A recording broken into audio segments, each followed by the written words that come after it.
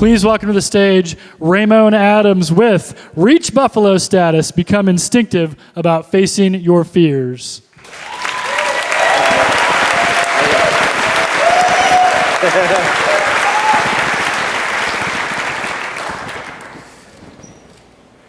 Fear is like a white bunny in the snow. When it seems to hide, it really shows. It ducks, it hides, trying to get through the hard times. But all the while, fear has been a mysterious word in my mind. And ladies and gentlemen, that's the reason for me speaking with you tonight, is to let you know that fear is a mysterious word in our minds. And so, since then, I wrote this poem in 2000, and it was published in Xanadu, Doane University's literary magazine.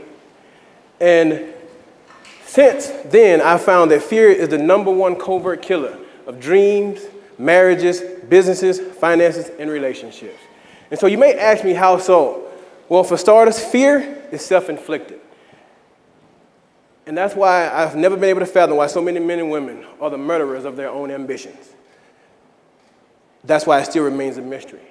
So what is fear? What is it, and what's the definition of it? Fear is a learned emotional response to an imagined event or experience that we interpret as dangerous, painful, or uncomfortable. By that very definition, it all starts in the mind. It's your paradigms, also known as your subconscious mind. A paradigm defined by Bob Proctor is a multitude of habits which controls 95% of our behaviors. And most of our paradigms didn't even originate with us. They are the accumulated inheritance of other people's fears, doubts, worries, and belief systems, most of which are lies. But yet they still remain the guiding force in your life. See, your environment since birth has shaped, molded, and crafted you into the person that you are today.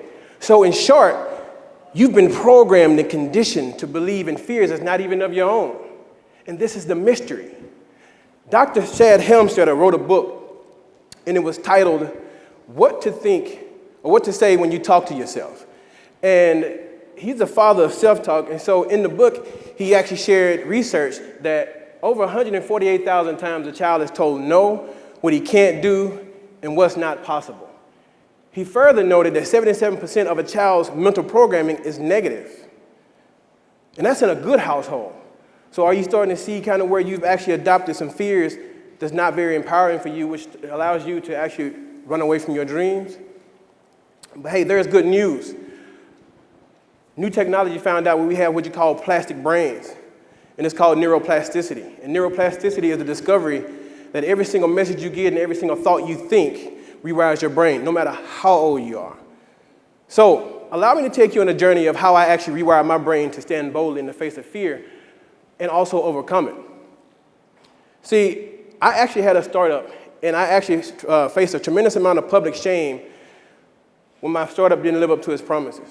Also, I have $17.52 in my bank account with a family of 4 to feed. And to my 11-year marriage ended in divorce. I needed to find a way to actually help me deal with the crippling fears of inadequacy, feeling uncomfortable with just who I was, as well as feeling doubt and worry and feeling worthless.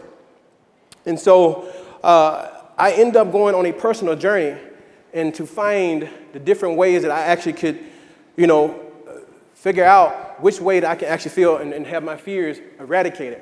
And so I went on this personal journey, and I stumbled upon a simple 4-step process that allowed me to face my fears instantly. And so I began to share that 4-step process with my friends, and their lives transformed into one of abundance, self-empowerment, and self-confidence. And so I started to share that, and I would like to share that with you. But in order for me to do so and share that 4-step process, I must share with you an anecdote that parallels the human mind and its connection to nature. Would you guys mind me sharing that with you tonight? Cool. Awesome. Well, you didn't have a choice anyway. So in certain parts of the country, the cow and the buffalo roam the same plains. And when a storm is coming, the cow recognizes the storm is coming and turn the opposite direction and run away from the storm.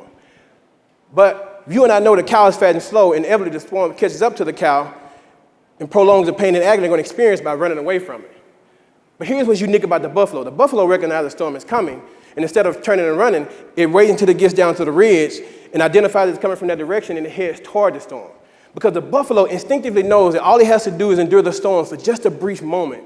and on the other side of it is calmer winds and sunnier days. This is true documented behavior of the buffalo. I call that four-step process buffalo status. When you've become instinctive about facing your fears, you've reached buffalo status. So which choice will you make when you're faced with storms in your life, your business, your careers, your marriage, your relationships, or even just in the pursuit of your dreams? Ask yourself one defining question. Which one will I be? Will I be the cow and run, or will I be the buffalo and face the storm? Choose to reach buffalo status. Thank you for listening.